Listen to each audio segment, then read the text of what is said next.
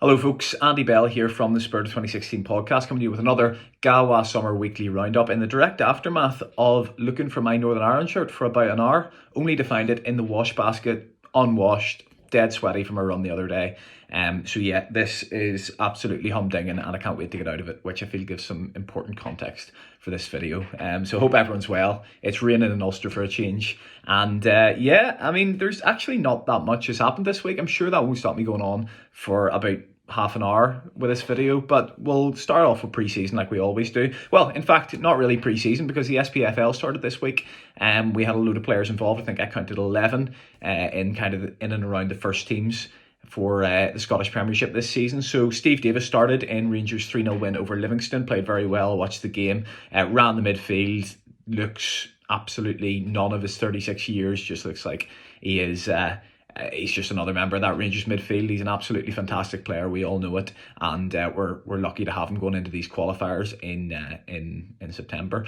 On the other side of the old firm, Celtic lost 2-1. Michael Smith and Liam Boyce provided assists for those two goals. So Hearts coming up from the Championship, obviously riding the crest of a wave in front of some supporters at Tynecastle. Really good result for them, and Liam Boyce especially had a fantastic game. Ali McCann, in slightly less good news, missed the penalty for St Johnstone. They drew 0-0 with Ross County. Ali McCann put his penalty over the bar. They have some real problems with penalties, but don't expect Ali McCann to be taking one anytime soon if Northern Ireland are ever in their second penalty shootout. And the only other one of note is Liam Donnelly. Played 90 minutes, so good to see him back. We said in some of the previous roundups that Liam Donnelly had been playing in the League Cup group stages for Motherwell. And that was his first league game back, actually, since the first league game of last season, which just gives you an insight into how horrible an injury that was that he had and the knee surgery that he went through. But hopefully, with a pre-season behind him, with some games against lower league opposition, and now seemingly back into the Motherwell first team, that's him back to normal, and he can push to get back into that Northern Ireland squad for these games coming up, because he is kind of... the question marks as to whether he's international quality to be starting for us long term, but he's still young and he is kind of that anchor defensive midfielder, which we don't really have. Sorry, low power mode, yes.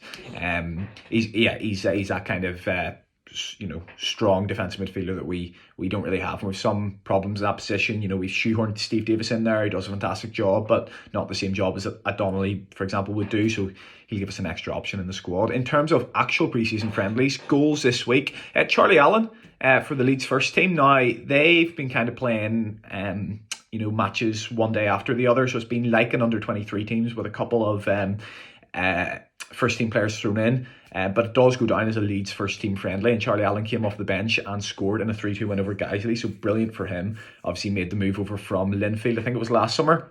Been playing really well for the under-18s and the under-23s, and for him to be getting a run for the first team and getting a goal will only do wonders for his confidence. Will Grigg, Josh McGuinness and Paddy McNair were also on the score sheet this week in friendlies. McNair's got a couple in pre-season. Lovely free kick from McNair, actually. Go on to YouTube, on the Middlesbrough YouTube channel, and check the highlights. Really good free kick, and maybe somebody can take set pieces for us, direct set pieces in the future. When was the last set piece goal direct from a free kick we scored? Probably Brunt against Czech Republic in 2018. So we've been kind of lacking somebody to take those for us ever since Brunt retired, so maybe it is Paddy McNair. Another one, George Saville, albeit didn't score, was involved in 2 of the 3 goals Millwall scored against Ipswich. And the reason I want to mention him is because it's interesting.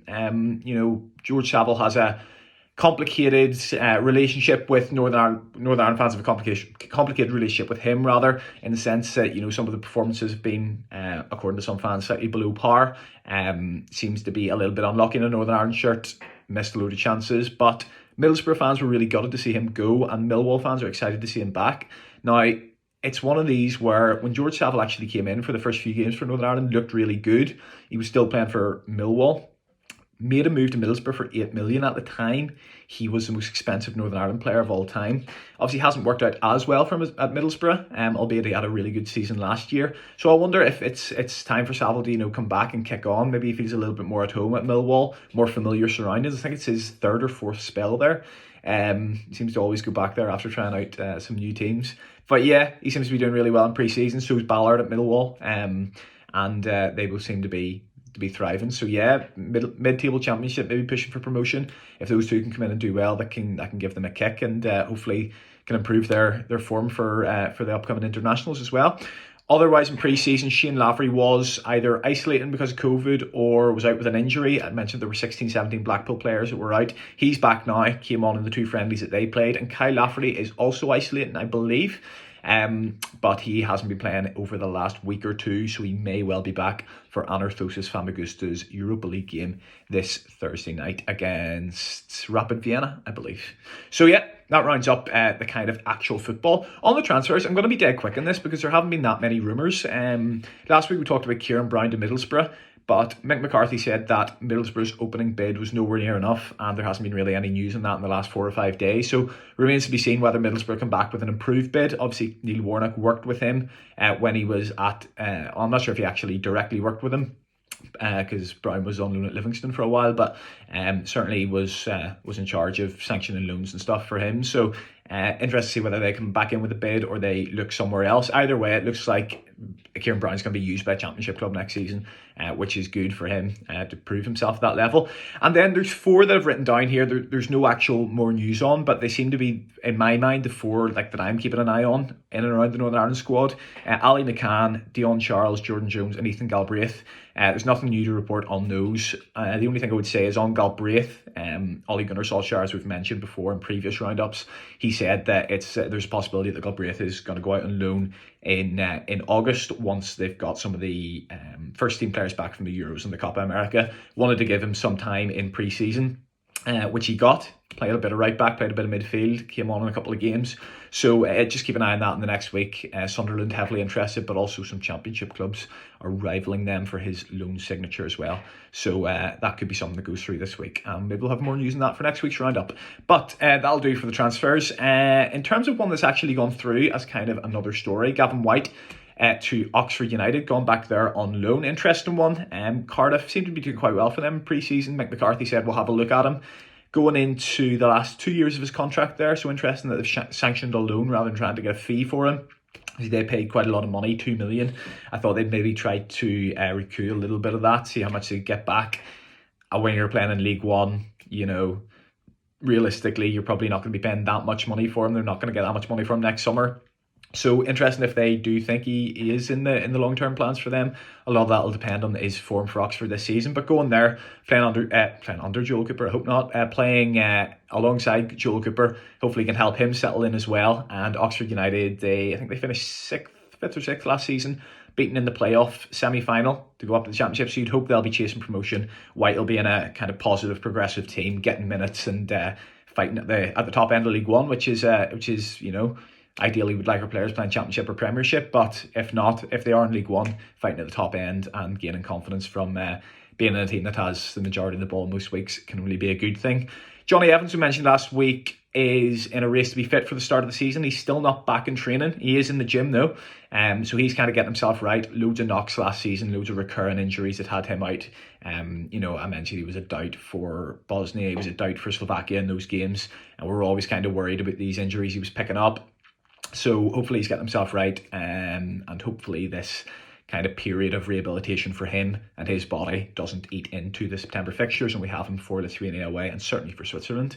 And then the last one I've got written down here, I might actually keep this under 10 minutes, imagine the scenes. 13,000 allowed into the Super Cup final, not related to Northern Ireland football, but that should give us an indication, fingers crossed, that we're going to have a similar number or more in against Switzerland. That Switzerland game's absolutely massive. I was doing a bit of calculations this morning, having a look back at the group, and if we can pick up 4 points for Switzerland, as unlikely as that is, as much as they're a team who were a penalty shootout away from qualifying for the European Championship semi-finals, if in a full Windsor things can happen, irrational things can happen. We can create a situation where we could be going over there just needing a point to put ourselves in the box seat for second in that group, which would just be absolutely amazing. And listen, a World Cup qualifying group, there's only 6 teams in it, there's only 10 games, there's scope for accidentals to happen, there's scope for one big result can completely change the outlook of a group, rather than a 40-game league season, for example, where you'd expect things to even themselves out along the way. So let's hope that means that the executive are looking at getting bigger crowds in. I know Linfield have a lot more tickets on sale for their Europa Conference League game this Tuesday night. So hopefully this bodes well. That's in September, so less than 4 weeks away now. And let's hope that we can get a big crowd in there against Switzerland. Obviously, as long as it's safe. But if it's safe for Chelsea and Villarreal supporters, let's hope it's safe for us as well. So yeah, that rounds it up this week. As I say, nothing entirely new. Good to see a couple of the players getting minutes, scoring goals at club level. All bodes well. In a couple of weeks, we'll do a video kind of predicting the squad for Lithuania and Switzerland. I think it's an interesting one. Ian Barclough likes to pick 26 players, and you can look at the strikers, which are interesting to me at the minute. You've got Lafferty, Washington, Boyce, and McGuinness, who are kind of your four who are always in the squad. And then you've Shane Lavery, who's playing at the highest level out of all of them now in the Championship, and Dion Charles, who's the most in form going from last season of all of them. So, is he going to pick 6 strikers? If so, how does that affect other areas of the squad? Who misses out? Might do a video to get stuck into that, but as I say, probably closer to the time of the 2 games themselves. So yeah, hope you enjoyed that. Do subscribe to us on YouTube. I think we're on 42, 43. Try and get up to 100 before those games. We'll be putting the podcasts on there as well in the near future where we can. So yeah, nice one for listening, guys. And I'll see you again next week. Bye-bye.